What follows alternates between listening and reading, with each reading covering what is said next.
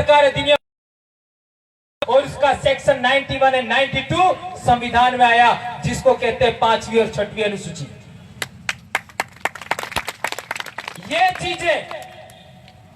ये चीजें संविधान में आई और इसी वजह से हमारे ऊपर संसद जो सुप्रीम है उसका कानून डायरेक्ट लागू नहीं हो सकता, और उसके लिए रक्षा करने का काम सौंपा हमारी ट्राइबल एडवाइजरी काउंसिल को।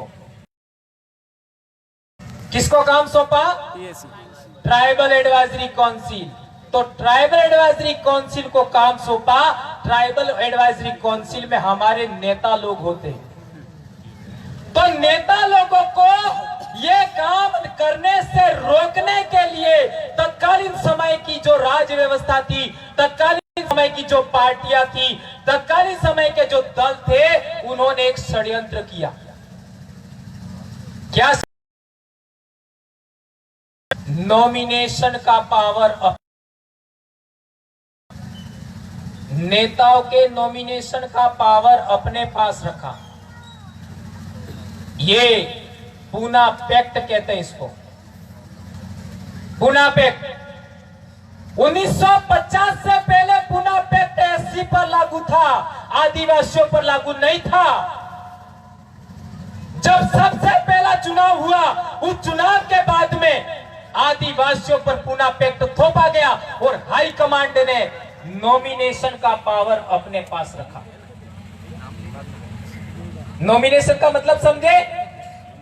यो कान्यो भाई तमारो नेता एने वोट करो एम,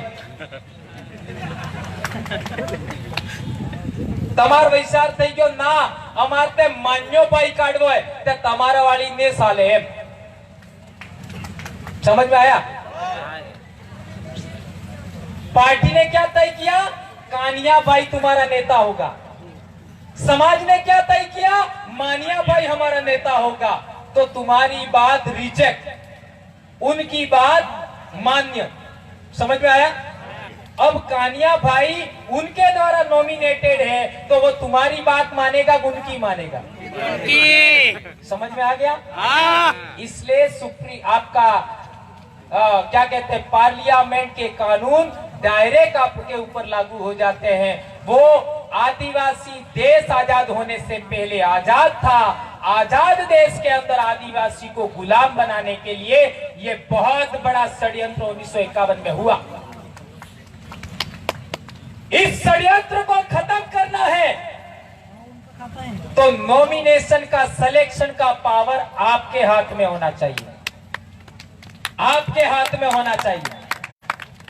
ये काम यदि आप लोगों को चुनाव लड़ने की ज्यादा खुजली ना होता तो आप कर सकते थे। सही है। आपको खुजली ज्यादा थी, इस वजह से ये नहीं हो पाया, और संभवतः कम से कम 5 साल और लगेगा यदि आप कर सको तो यदि आप ये काम करने में कामयाब हुए तो मैं मानूंगा कि महामानव बिरसा मुंडा के दिन मैं यहाँ पर आया था और मैं जो बोला उसका कुछ असर हुआ। ये पहले से मेरे को पता था, इसलिए हमने राजस्थान में 1951 में जो हमारे पूर्वजों के द्वारा गलती हुआ, उस गलती को हमने खत्म कर दिया और सिलेक्शन का काम हमने किया, इलेक्शन का काम हमने किया। सारे गैर आदिवासियों ने अपना पैसा लगा दिया, दारू लगा दिया, सब कुछ लगा दिया। 2 करोड़ रुपया खर्च करने वाला मंत्री हार गया और 25 साल का नौजवान जिसका बाप भी मर गया, अभी शादी भी नहीं हुई है, वो 7 लाख खर्चा करके 2 आदमी जीता करके जयपुर भेज दिए। 7 लाख रुपये ये हमने करके दिखाए। दारू 1 करोड़ की तो ये कैसा हो सकता है? क्या नहीं हो सकता।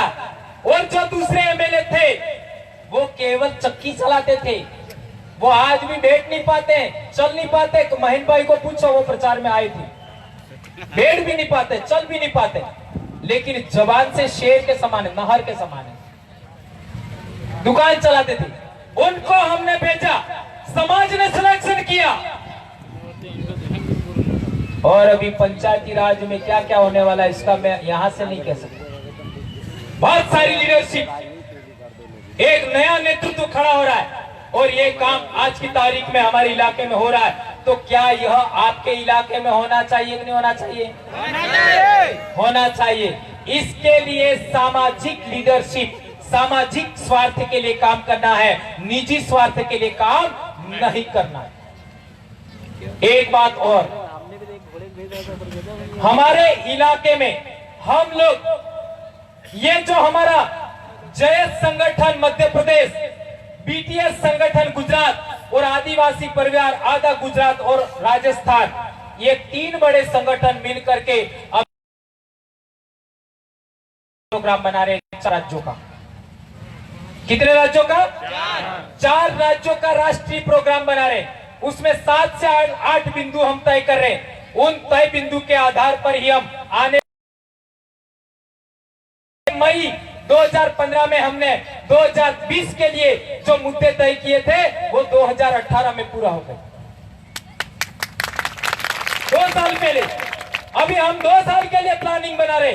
तो उसके लिए आप अलीराजपुर, झाबुआ, रतलाम और आपका धार जिले से, बड़वानी जिले से कम 25 से 30 साथी वहां आइए। उस एग्रीमेंट पर